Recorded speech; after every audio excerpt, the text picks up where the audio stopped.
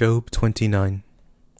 Job again took up his parable and said, "Oh, that I were as in the months of old, as in the days when God watched over me, when his lamp shone on my head, and by his light I walked through darkness, as I was in my prime, when the friendship of God was in my tent, when the Almighty was yet with me, and my children were around me, when my steps were washed with butter, and the rock poured out streams of oil for me, when I went out to the city gate, when I prepared my seat in the street. The young men saw me and hid themselves. The aged rose up and stood. The princes refrained from talking, and laid their hand on their mouth. The voices of the nobles was hushed, and their tongue stuck to the roof of their mouth. For when the ear heard me, then it blessed me, and when the eye saw me, it commended me, because I delivered the poor who cried, and the fatherless also, who had no one to help him.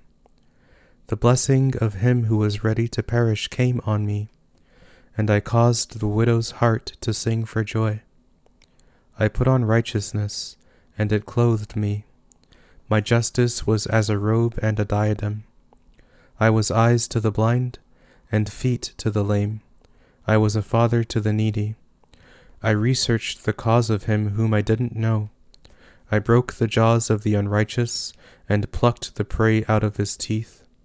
Then I said, I will die in my own house. I will count my days as the sand. My root is spread out to the waters.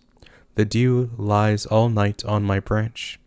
My glory is fresh in me. My bow is renewed in my hand.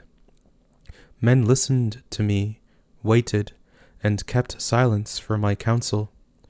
After my words they didn't speak again. My speech fell on them. They waited for me as for the rain. Their mouths drank as with the spring rain. I smiled on them when they had no confidence. They didn't reject the light of my face. I chose out their way and sat as chief. I lived as a king in the army, as one who comforts the mourners.